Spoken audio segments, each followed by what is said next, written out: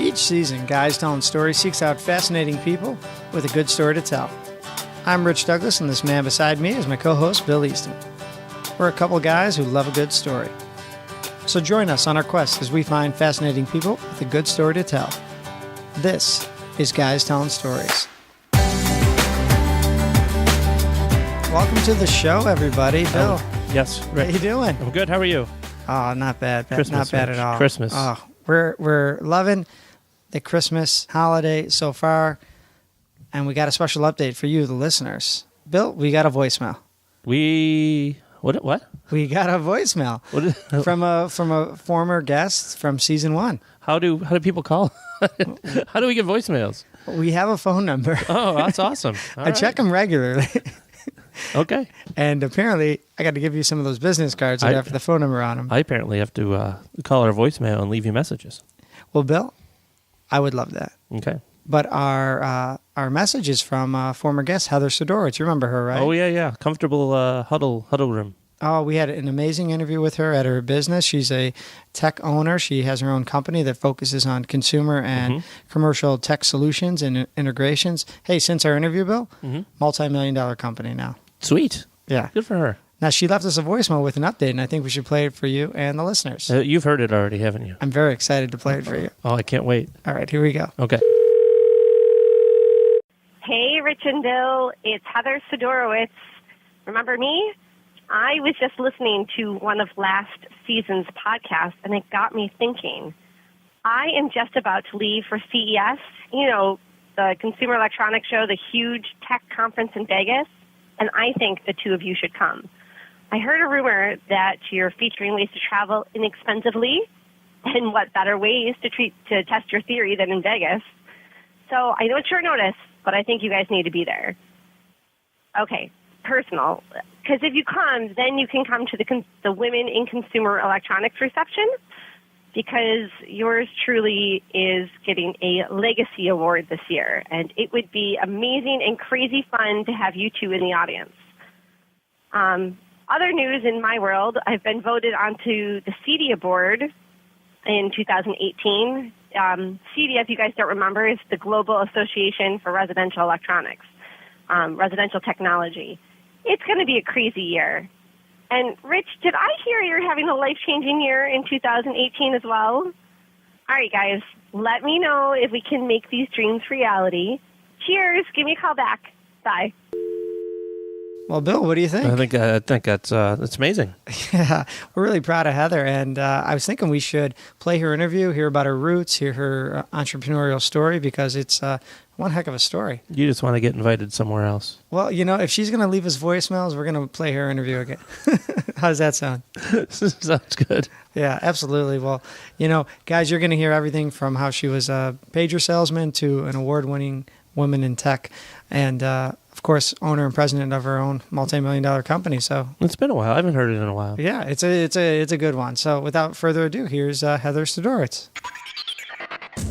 We are very excited for today's guest, president and owner at Southtown Audio Video, Heather Sidorowicz. Thanks for being here, Heather. Welcome to the Guys Telling Stories podcast. Why, thank you. Happy to be here. Now, before we get too deep into our podcast here, please tell our listeners where they can find you. Well, you can find the wonderful company of Southtown Audio Video at www.southtownav.com. You can find me, Tech Chi. It's on Twitter, Tech_Chi, CHI. And, of course, on the other fun social medias like Facebook. Well, Heather, you gave us your Twitter because I know you do some writing on the side, and I'm sure we're going to get to that as well. But also, a lot of times with these podcasts, we like to bring it back to the beginning. So you've been in the technology world for over a decade. Where did you begin on your path? Here's my little known secret. I went to college for theater. Hello. I did. I was an actress, and it was fun. It was great fun, especially in college. About most of my way through college, I realized that I was not the best, and I did not want to live paycheck to paycheck. And I kind of panicked a bit at that point. What to do? What to do with your life? So I went to the business school and said, "Hey, I want to get a minor in marketing. And they said, no, too late. So I did some marketing, some business classes. I graduated with my theater degree. And my first job out of college was selling pagers. Remember pagers? Remember pagers? So I was outside sales. I had a territory. I would go door to door. I felt like Alice in Wonderland. Sometimes you would knock on a door of a decrepit old building and you would find it beautiful inside. Other times you would open a door to a beautiful building and you would find a guy smoking sitting on a bucket. So it was excellent experience. I recommend it for everyone who's going to do sales ever in their Tell me life. more about the bucket guy. I could, but then I'd have to kill you. Was he sitting bucket upside down, playing the bongos? Was he or- stuck in the bucket? Just sitting there, hanging out. Before we go too much further, I got to ask my buddy Bill over here. Bill, did you have a pager? No, I've never had a pager. I have never had a pager either. Because you're too young. You're both too young for pagers. Thank you. I appreciate You that. have, yeah. right? Was your first cell phone a flip phone? It was not. I've it never was had a flip phone. See? Too young. Hashtag too young. Hashtag too young. No, my first cell phone was almost like a block, almost looks like a hot dog bun. If you just took one out of the package that's kind of smushed. So the buttons are right there. Mm-hmm. There's no text messaging. There's no data. I think there's a little antenna on it. And it was, I think, like $46 a month, maybe $36. I can't remember. It's a steal now. I put a walkie-talkie in a hot dog bun and gave it to you.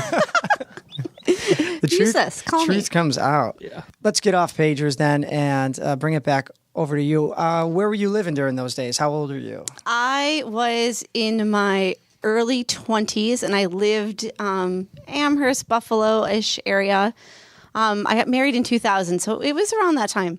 From there, I ended up in development for a weird short stint. And I went to a home show and went through a booth of an audio video company.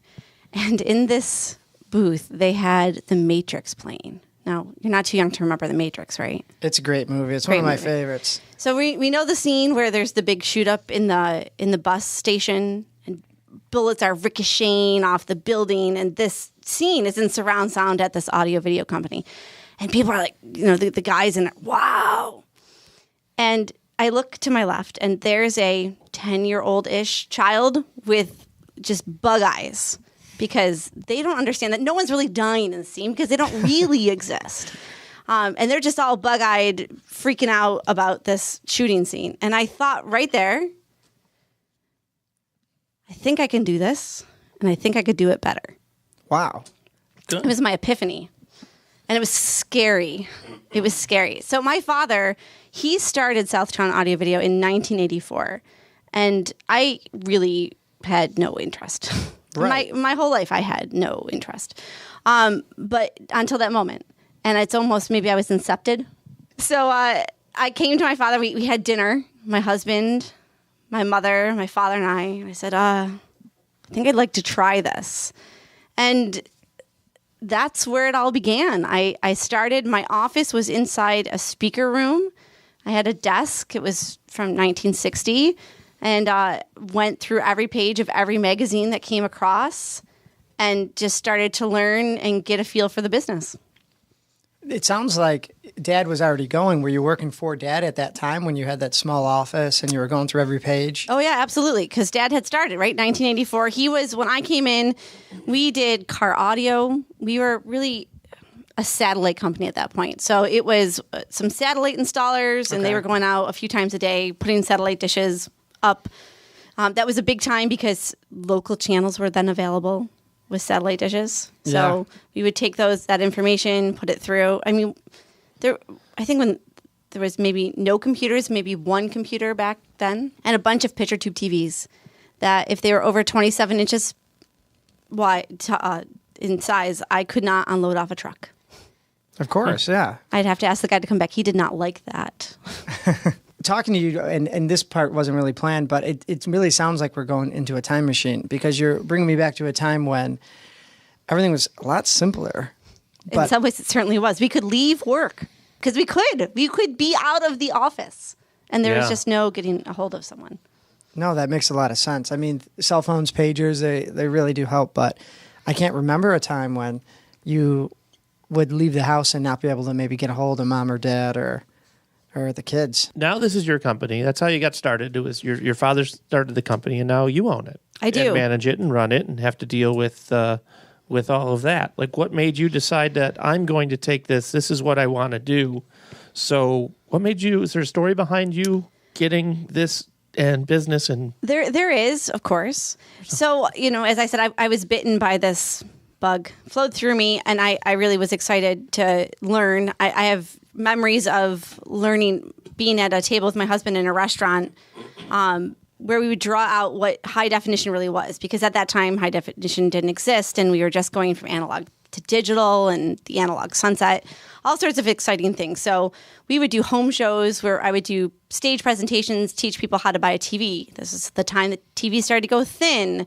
So we went from picture tube TVs to what is an LCD, and we brought the first plasma to the Buffalo Home Show, where people would tell me stories like, I heard it leaks. I heard you have to refill it. That's going to give you cancer. Oh, boy. And I didn't know that was what I wanted to do forever or take it over at that point.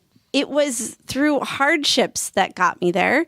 It was through the difficulties that really made me say, if I'm going to do this day to day and we're going to take on this difficulty, let's go for the good stuff too. Let's jump.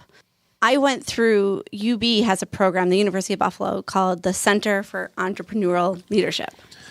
Have you heard of it? yes, you are the second person that we've talked to who has. It's a life changer. Taking this course. Hashtag game changer. So going through that program was really probably one of the toughest years of my entire life. And it makes you ask questions that you didn't know you wanted answers to. And through that, when I went through and you do a presentation on your company, and I said there's a 0.0% chance I'll ever own it. And a year later, I bought it. Wow. So this tell us more about this program then, because we've heard about it with a few of other guests and people that we know, but it sounds like the demands are pretty steep. They are and they are not. Okay. It's a 1-year program, and you are set up with a mentor. That mentor kind of guides you, navigates you through. Your final project is a 45-minute presentation on your company. So I like to think of it as a master's program on your company. So whether you are the owner, just a big decision maker, somebody might be the owner, family member, you have to do this hands-on study, and they ask you questions that you didn't know how to get the answers for. So when's the last time you saw a balance sheet? What does your profits and loss statement look like? What's your marketing plan? What's your exit strategy? And I remember with the exit strategies, people saying, I want to sell the company. And I thought, oh, you can't do that. You can't. I never knew that was even an option for people to build something for somebody else to buy. It just never occurred to me because you get so stuck in your day-to-day myopicness that you don't take that step back to see what's tomorrow look like. What does it look like when I retire? Right. What do you want? What do you want out of this thing called life? That's a much bigger picture to consider than, what you have going on the next 3 months. I always like to ask, and it gets different answers, but was there anybody that encouraged you to take that jump, to move from working for Dad to buying the company from Dad? My husband has been there through all the craziness and the tears and the laughter and all that stuff, bundled into one crazy person. He definitely has heard all my stories. So he definitely was one that when I came home one day after a really tough day at work, and I said, what do we do? And he said, let's jump. Let's go for it. And started that process. And that's how I always say family business is like taking logic, crumpling it up, and throwing it out a window. And what I mean by that is it's emotionally based, especially for my father who founded the company. It was his blood and sweat and tears, all literally, that got this place going. He slept in the first building that he was ever in before an alarm system got hooked up. He took the biggest, scariest leaps. I got to come into something that was already successful and take a bigger step and get to do other things with it. But I didn't start it. I get to build upon it. Yeah. So what did your husband say or do to encourage you beyond that point of where you have an idea, but you're really not taking action towards it? I always say that he's like, I'm like on a diving board and there's the water below and he pushes me off the diving board. Okay. Because I don't want to jump. I'm there and I got that far and you should be proud of me because I'm standing on the diving board. He said, just jump. So I think that's what it was. It was just being supportive enough and asking tough questions that sometimes I would get cranky about. And making sure that it was there. CEL was a huge piece of that too. Going through that program, you end up with almost a board of directors. They know all your dirty, dark secrets. They've heard your stories, you've heard theirs, and that becomes this great support group. So I could call and say, hey, I don't know what this means, or hey, I'm in this pickle, or hey, let's do some business together. That also was a huge piece for me to be able to move forward, for me to have the confidence. I never knew there was a talent in talking. Right. Bill used to bring this one up, but how about someone that discouraged you? Crushed your dreams. Crushed your dreams. And you don't have to name names, but was there that moment when someone told you weren't good enough? You can't do this. Or said you can't own do your own this, company. called you crazy. Did that ever happen to you? That absolutely happens. Yeah. And it does happen. And my song of that year, I purchased the company January 1st of 2014. My song of January 13th was Florence and the Machine, Darkest Before the Dawn. Shake It Up, right? Shake It Up. I know the song. Right? You know the song. You're singing in your head right now. Yeah, Shake It Up. It's your devil on your back. I would just blast that song throughout that year. And because you do have to trudge through the mud to get there. And it's about not being afraid, and it's about going on. Sometimes it's about a breath at a time. It's not super easy, but it's just, again, not to sound repetitive, but it's about jumping. It's about being darkest before the dawn. It's about following through. Okay. Well, tell us a little bit about the days or months leading up to signing those papers, to it finally being yours. There has to become a moment where if you wanted to call it off, you could. If you needed to go back to, or maybe just delay it a couple months, Dad maybe would have said yes. Maybe the paperwork could have been, delayed. Was there that no turning back moment where you realized, no, we're doing it because I just did this or got here? In family business, you can't turn back from day one. I feel that because no matter how difficult it gets or how crazy the day might be, what's your alternative? Not talk to Dad, not True. To have those issues. So it is certainly a commitment when I think you sign on. My sister now works for the company. She's an installer and she's awesome. My joke is she's bred for this. I asked her today when I was reading through these questions, I said, when was a moment you think that you couldn't turn back? She said, the day I told you I wanted to work here. Yeah. So I think, again, with family business, as soon as you decide emotionally to put yourself in there, or, she said work for the devil, I tried to convince her I was not. It's all uphill from there. Downhill, uphill. I'm going to ask Bill a little something. Your dad has his own business. Did you? Yes, he does. Did you ever feel recruited, or I guess I would say sucked in by obligated? The family? Yeah, obligated to.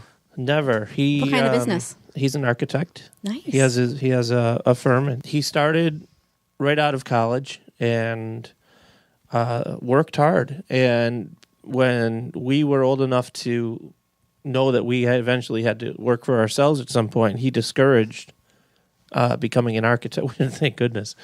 I don't have a whole lot of artistic abilities. I'm colorblind.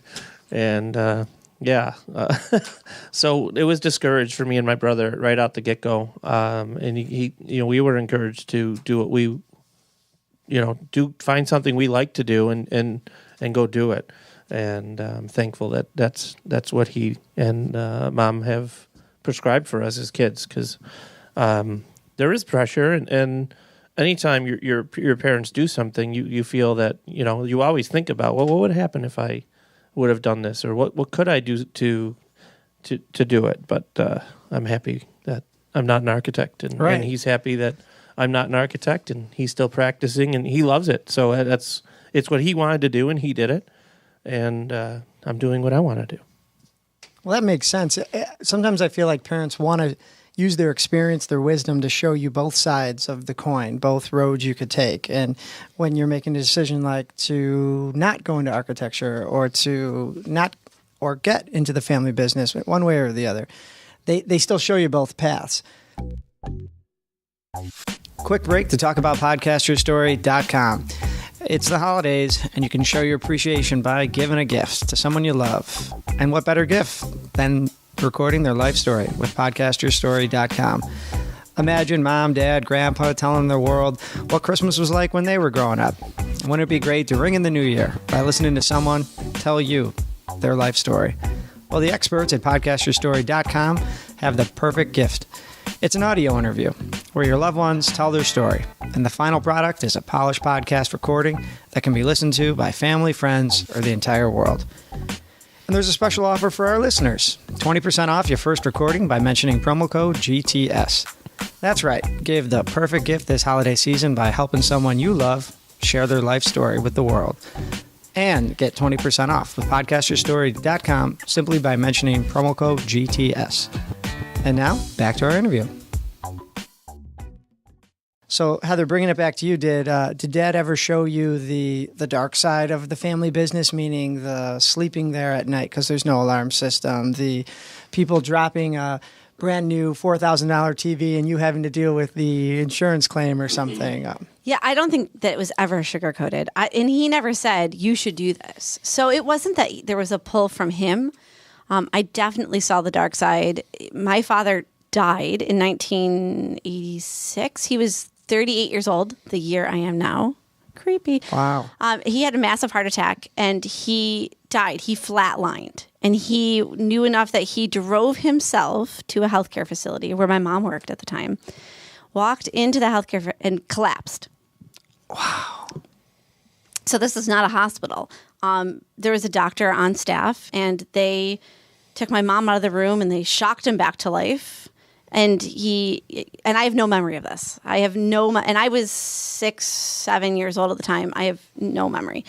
2 years later, he had a second heart attack. Now that one I remember, but that wasn't nearly as serious. At the time he had that first one, he had a partner for a very short time. His partner packed it all up. My father, who woke up from death, said, go and make sure my store doesn't close. My mom drove back to the store, and it was from West Seneca to Hamburg, and said, and she said, what are you doing? I said, I'm packing up. It's over. Good run. She said, no, he's going to come better. He's going to get better. He's going to come back. And he did. So when I say blood, sweat, and tears, I'm not kidding. This is before unlisted phone numbers. So every weekend we would get a call. Do you remember big satellite dishes, like 8 feet wide? They would turn on your roof. He used to get a call in 6 a.m. on a Sunday morning. Hey, Tommy, what satellite? Is it G1, F2? What station the game going to be on? And we'd get those calls all the time. And we had one of the first unlisted numbers when that became available. Okay, yeah. So there's some craziness certainly in the early years. That's funny. You can get anything on those. It took some time to find it. You could get back feeds. I remember having the back feed to one of the wars when we were kids. Oh, I like the back feeds of the football. Oh. No talking. Yep. You can get crowd sounds on back some feeds of to them. the Oscars. Oh, wow. Nice. All sorts of crazy stuff. Oh, those seem cool. There's still a few floating around. The really old house down the street, I think, has one in the backyard, but that old man never comes outside. Because he's watching his G2 satellite. Yeah. Well, Heather, we kind of went back in time a little bit, but it was really cool hearing about your dad. But if you speed it back up to after you bought the business, these past couple of years, has there been any sort of small defeat or challenge or obstacle that has sort of forced you to, I guess, pivot or adapt or just basically overcome to stay on your path? I like to call it the internet. That internet. So certainly in the residential side, we've become a very price-driven market. So how do you compete with that? A lot of that is we sell solutions versus product. So a Samsung TV to a Samsung TV, we can talk about price. But all the rest of the pieces that make it seamlessly float above your fireplace, that's what we provide. one of the ways when you talk about pivoting is we've been doing a lot more commercial. So in 2014, 50% of our business was commercial, 50% residential. And here in 2015, as we close out, our commercial sales will overtake our residential sales. That's pretty cool. Yeah. Yeah. Buying a TV or a VCR or anything online is VCR. To me, He did say VCR. To he me- went back in time again. buying any of those things to me has always been price driven because I was somebody that had very little money to spend on a new TV or a DVD player. But now that I'm getting just a little bit more wiser, I think providing a solution to what if I don't want just a TV on my wall, I want a TV to be able to talk to my phone, to my speaker outside, and to the other TV in my workout room. How do I make that work? I can come There you to go. you for That segment brought to you by Southtown Audio Video. Thanks, Rich. In adapting to the commercial world, any lessons for the future you want to keep in mind? So commercial world, the big lesson I have to be conscious of how long terms are. So I had a healthcare facility, we'll call it, who said, we would love to do some business with you. It was just under $10,000. And they said, we'd love to do it. But just so you know, call day one, we don't pay for 90 days. Well, most of my terms would be I have to pay them back in 30 days. So if I buy a product from Rich, 30 days later, I have to pay him back. Because you could absolutely overstretch and be in a lot of trouble. So you have to set things up in, line of credit. And you really have to start reading that fine print that you really never paid attention. If you, as a customer, come in and you say, I want to buy a TV, I would say, Rich, give me 50% down. And then when I deliver it, you pay the rest. My risk is very low there. I didn't order the TV to give me the 50%. And then you gave me the rest before I delivered it. Not a lot of risk. But in the commercial world, when they become some of these bigger, larger companies that might not pay for 30, 60, or 90 days, you just have to be aware of what their terms are. You got to make sure you read that fine print to make sure that you don't get in over your head. And then in the meantime, because we play both sides, we're playing commercial and residential, and how much do you purchase because you're trying to estimate how many people are going to buy. That's not that bad of a defeat or obstacle, in my opinion. And let me qualify that. You are learning these lessons that seem to be a little bit more valuable than the frustration or stress in the moment that is temporary. It's awesome. I love my job. I love the potential every day when I come to work, when I park my car and I walk into the company. And I think, God, there's so much that can be done. This can be this amazing thing. We can change lives, and not change lives in the way the doctor does. I get that. We're not trying to say that we are, but change lives and make it your day a little bit better. Come home from a tough day of work and turn some good tunes on as you pour a glass of wine. Be in a conference area where you have to plug something in or wirelessly, and it's just there on the TV, and it didn't cause you stress. Change lives that way. No, I will say that sometimes I go to bed and wake up at midnight and go, oh my God, what was I thinking? But it's all there. So looking ahead with the business, and more importantly, you, we're here to talk to you as well. Where do you see the business going? Let's say 5 years, 10 years, and then also for you, are you going to run this show to the end, or are you going to, you took that class, people sell businesses. They do sell businesses. I don't want to have when I'm 60. So, and I said that to my father before I bought it from him. Just so you know, my intention is not to do this when I'm 65 years old. I want to have a good run. Certainly. I want to be profitable. I want to make my employees, I want them to do well. I want to help people out there in the world. If I could create it and not have to worry about all the rest that I just spoke of, I would step away at some point from the trenches of the day-to-day and do things like what we're doing right here. I love this part. I sit as a membership committee for one of my associations. I'm on a bunch of boards. If I can give back to the people who are just growing up in this industry, I think that would be really great. I would teach. I would love to teach. I taught my first class this year at CEDIA, which is our association, which wasn't really teaching. I moderated a panel. It's like cheat teaching. I'm comfortable enough to be on stage and to do that. So I think that I would take a step back, and who knows what the business will become. One thing we brought up at the start, but we didn't touch on at all, is you do some writing. It's online. I do. Want to just tell us a little bit about that? So I write for one of our industry trade publications called Residential Systems. So it's to other integrators, other people who do what I do. I write for them weekly to bi-weekly online. And I've written, and that's given me opportunity to write for others as well. So I've written for maybe a half dozen other associations and businesses from the technology standpoint, try to take that complicated thing and make it easier to understand. And that's a lot of fun. That writing alone made me take a step back from the day-to-day and look at the industry as a whole, and really helped infuse and reinvigorate what I do day-to-day. That sounds pretty good. I mean, in the near future and distant future, you have a successful business to run. You have this hobby of being a volunteer in the community, a mom, a writer. You have a lot going on. Living the dream. Hashtag that. We're back to that, Phil. Hashtag living the dream. We got so many hashtags. There's going to be a great post when it finally comes on here. We got a hashtag living the dream. Got that one too. Well, we always like to end with any advice or final thoughts. And it's not so much personal as it is to, what would you say to someone who is just starting out in the business world? Maybe they have a family company like Bill and you, and it's dad's company, or maybe it is somebody who just has this idea and they haven't taken that first step. What would you say to them just starting out? I would say jump. Be somewhat responsible in your jump so that you have, that there's water in the pool at least. Don't jump into an empty pool. But we only get one shot at this life. Right. And there is nothing worse I can think of than to do a job I hated, because it occupies the most amount of time of anything else we do.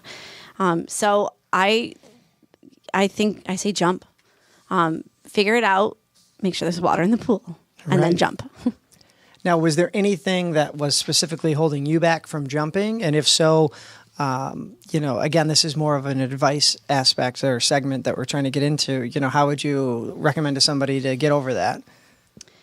Be a bit fearless. Make sure you have a good tribe.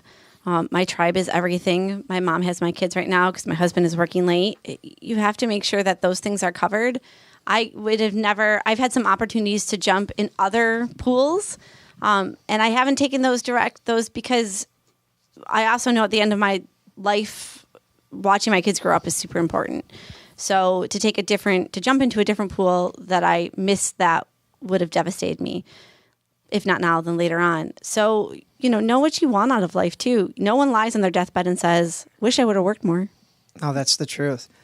Wow. This, when we started this thing out, Bill, a few months ago, it seems like we said it was going to be, entertaining and maybe at times inspirational and motivational. I think that's one of those episodes today. Yeah, I think so. Again, where can we find you online? SouthtownAV.com and Twitter, tech_chi. I'm a whole different personality there. It's my alter ego. That's the entertainment part. That is the entertainment part. That's, I believe there's a balance between technology and the rest of life. Also on Facebook. If you're on Facebook, yes. I just looked it up, Southtown Audio Video. Thank you. Well, that's about it for today. Again, special thanks to our guest, Heather Sidorowicz. Be sure to follow her online. Bill, Heather Sidorowicz, just crushing it in business. Good for her. Yeah. Great interview. I'm glad to play that one. And hope you guys enjoyed it too. I've been looking up flights, looking at the weather in Vegas. You know it snowed in Vegas a week ago? No. Mm-hmm. Yeah, it snowed in Vegas. It snowed in New York, too. It definitely snowed in New York. It's not as warm as I thought, but it's definitely warmer than here. Well, Heather, we're going to try to make this work. And Bill, we definitely got to get to Vegas. Yeah, maybe we can do it next year. Yeah, if not this year, next year. 2-time winner, Heather Sidorowicz. Congratulations, Heather. We're proud of you. Yeah, congrats. Nice job.